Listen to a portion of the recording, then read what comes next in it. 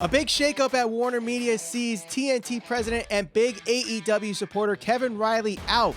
Should we worry or be optimistic with these changes? We talk about it next on the Squared Circle Psychobabble. My name is Michael Valenti. Joining me is Ralph Valenti. Ralph, we got this news Friday. Your initial thoughts of the changes at WarnerMedia and the impact of All Elite Wrestling. So I definitely don't think it's as big a deal as most people are trying to make it out to be. I think that it definitely will have some type of significance in the role that AEW has going forward, as far as, certain dollar amounts that go towards maybe AEW, certain type of promotion that goes towards AEW. It all depends on how well AEW performs. And to this point, they've been performing well in a lot of the key demographics, like we talk about all the time here. As if they continue to grow and they continue to have good numbers in those key areas, and viewership, more or less tends to increase or at least stay relatively around where it is now. If people are interested in the product, it doesn't make sense for TNT, or no matter who's at the head of it, to really kind of do away with AEW or anything like that. Where things might happen, depending on who's in charge there, who may be put in charge in other positions. Because I mean, now that you have somebody that's completely different in that role, you got to imagine that there could be shakeups and different things that can happen in other departments there. Marketing, advertising, things like that.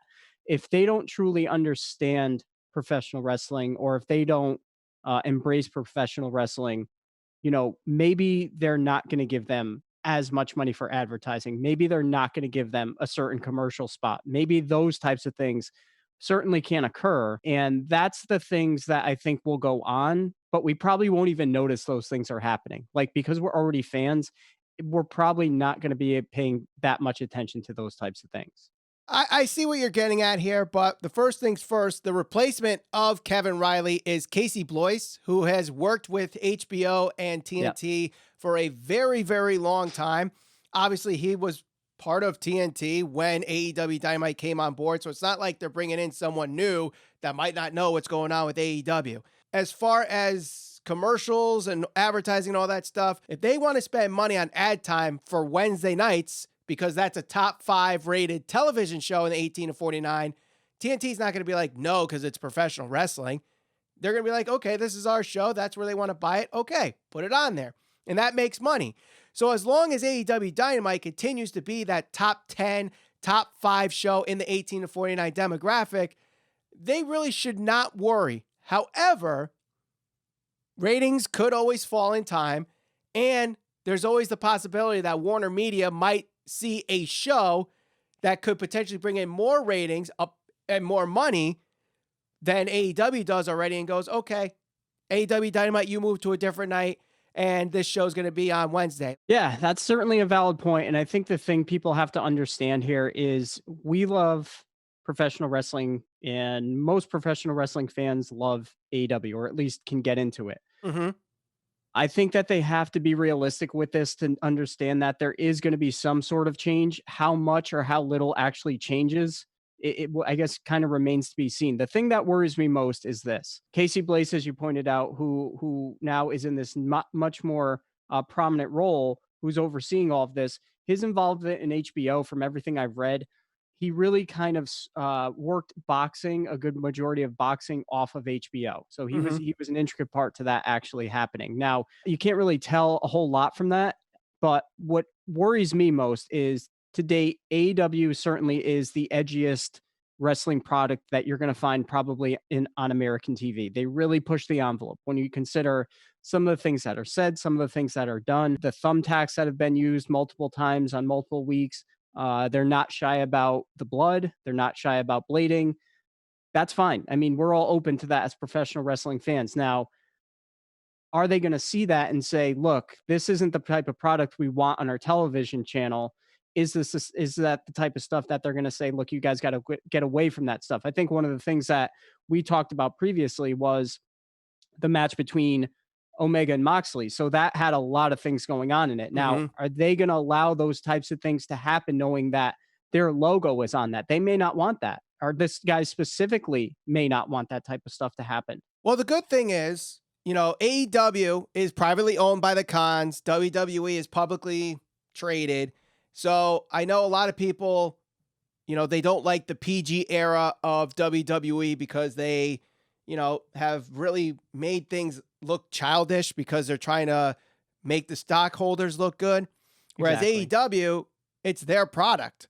So if they want to do what they're going to do, TNT, yeah, to an degree, they can say that we don't want this and we don't want that. And AEW might tweak it a little bit, but I don't think on-air content is really going to be a drastic change, especially if you are bringing in viewers. If it's bringing in viewers and it's not egregiously gory, I don't see them really cutting in and saying, hey guys, can you tone it down with the thumbtacks? Can you tone it down with the blading?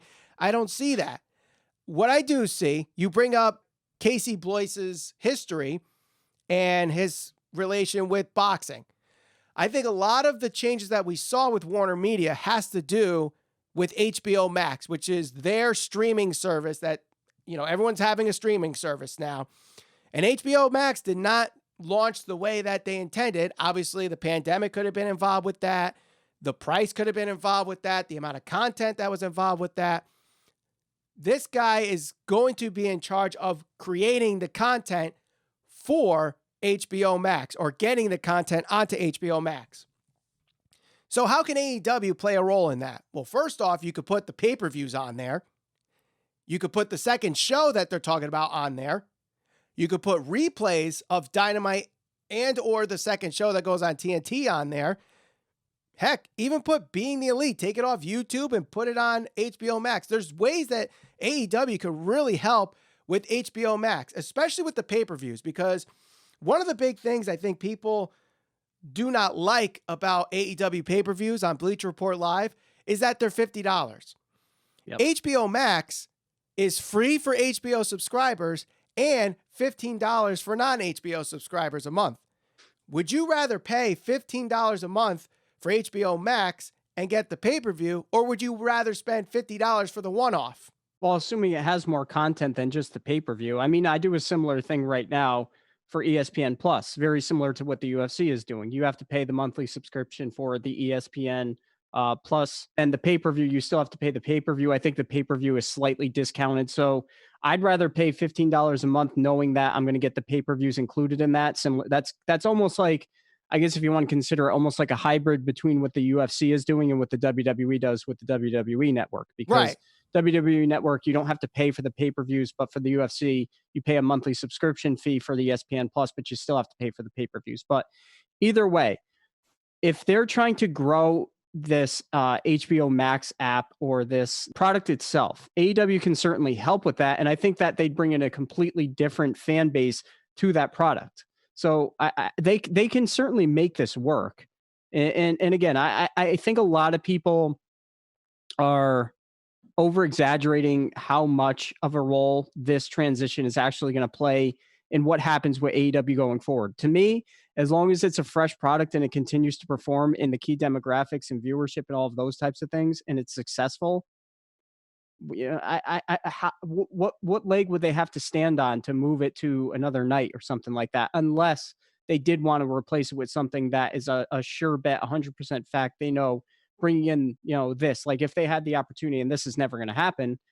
I mean, if something happened where they had some type of show associated with the NFL, knowing that it's going to bring in millions of viewers, Right. or whatever the case, something like that, like it truly have to be something that would bring in a drastic increase in numbers and not just like a even payoff or something like that. And the thing is, of all the shows that TNT produces, Snowpiercer does well on Sunday nights. The NBA does well on Tuesday and Thursday. AEW does well on Wednesday.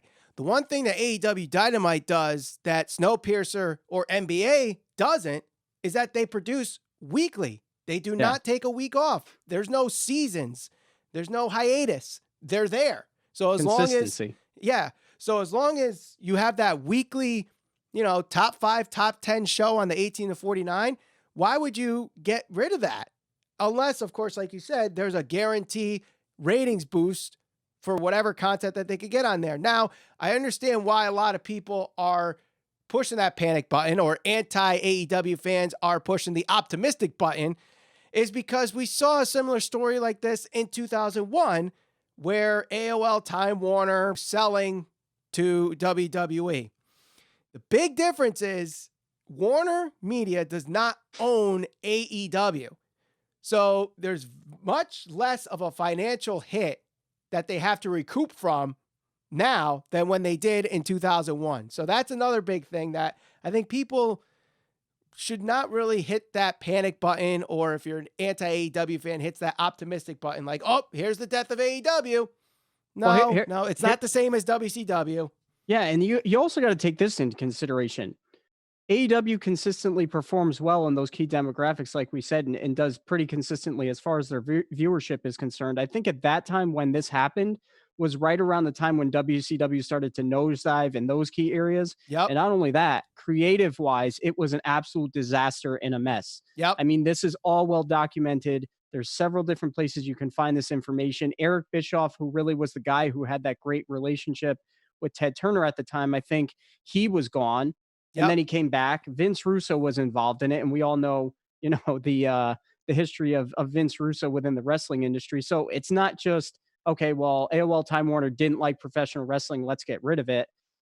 There was a ton of things going on there. Right. So the comparison between WCW and AEW, yeah, I know people have made that comparison. In this case, I don't think that holds water because AEW continues to do well, is a rising company, performs well in key demographics. And I think it is a product that I think TNT is lucky to have on their channel right now, whereas WCW, the writing was kind of on the wall. There were so many things going wrong in that company at the time that they really had to get out of that, and they had to get out of that sinking ship quick. Yeah, they really did. And think about it. I think what was it? Like $1 million that sale was for WWE from just the video. I forget the actual number, but I think it was something like that. But there's not as financial situation of owning the promotion like Time Warner did back in 2001. And yes, there are some people that were there in 2001 that are still with Warner Media here in 2020. So it's not like they hate wrestling, so they're going to get rid of it. That should not be the argument. It should just be, can a show with better ratings somehow get on Wednesday nights? Or is it a positive and saying, hey, this might lead to even more content with AEW, especially with HBO Max? That's where I think this all goes. But let us know in the comments what you all think about these changes with Warner Media. Should we worry? Should we be optimistic? Should we not care? Don't forget to share us all over social media. We're on Facebook, Instagram, and Twitter at SCPB Podcast. And for news, reviews, and conversations on all things pro wrestling, subscribe. Hit that bell for notifications. For Ralph Valenti, my name's Michael Valenti. Thank you for watching the Squared Circle Psychobabble.